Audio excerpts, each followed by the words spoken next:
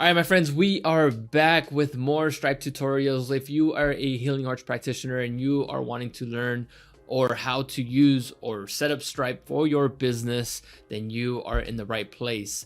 In the previous videos, I've been talking about Stripe and I've been showing you how to use and navigate the ins and outs of Stripe. If you haven't checked those videos out, make sure to check those out because there's a ton of value in those videos.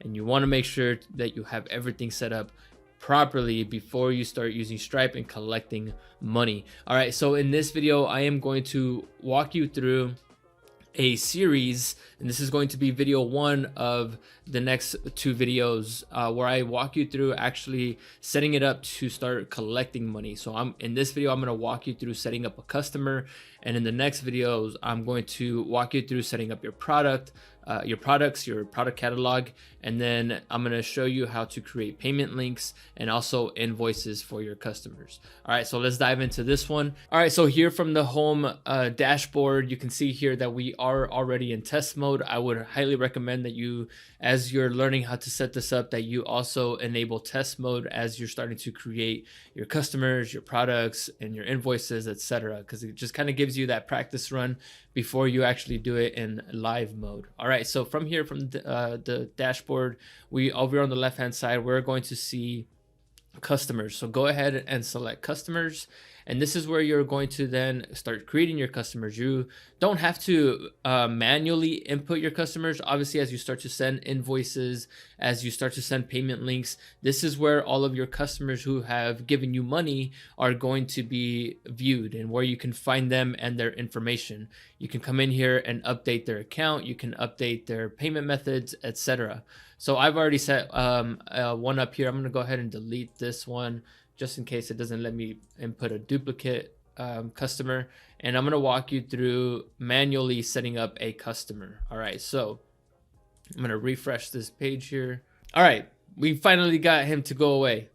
All right, so this is what it'll look like for you. You'll add your first test customer. That's going to let you know that you are in test mode. So I'm going to go ahead and select this button here, and I'm going to create my test customer, and I'm just going to go ahead and use my name and the account email. So this is the email for that client or for that customer. I'm going to go ahead and input my email here, and then the description. Okay, so this is going to be the description of what it is that they have purchased. So I'm just going to go ahead and input our monthly membership, and then billing information. So the billing information is everything down here.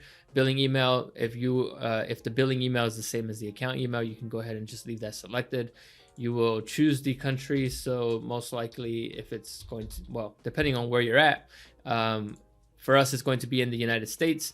We are going to input this customer's address, and this is something that obviously you're going to collect. Maybe if you're doing something on paper and you're collecting, manually or hard copy paper is how you're onboarding your clients or doing your sessions, you want to come in here and input them as customers inside of your Stripe account, so that then you can, automatically charge them or send them an invoice, etc. Okay, so if the shipping details are the same as the billing details, then you can just go ahead and select that one, but we're not doing any shipping, so I'm just going to leave that as is. If you are doing shipping, then obviously you've got to input that one. All right, so now for the shipping details, we are going to go ahead and select same as billing details. Okay, so it's requiring us to input shipping details, so that is why we don't have an option. All right, so let's go into the time zone. So in here, we are located in Phoenix. So I know that Phoenix has its own time zone. There it is, America Phoenix. Language, obviously, if we are in the United States, then we are going to select English or whichever language your customer speaks. And then the currency is going to be the US dollar for us. Invoice prefix, we can just leave that.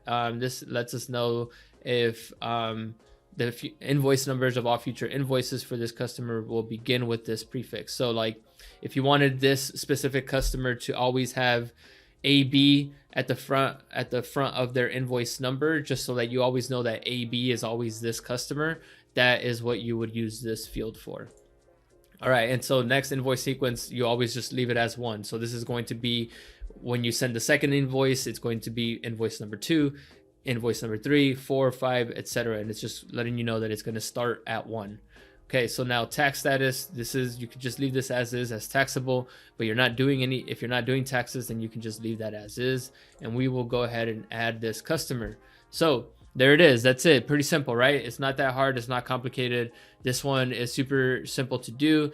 Over here in this section, you can also check to see if any of your customers have any remaining balances, which is good to know if you need to follow up with any customers or anybody owes you money before you send out your goons. People don't want that, right? So that's it for this one. This one was super easy. In the next video, I am going to cover setting up your products, and I'm going to show you how to set up your payment link, and also how to set up your invoices. All right, my friends. So I hope you learned something. Thank you so much for watching, and I will catch you in the next video.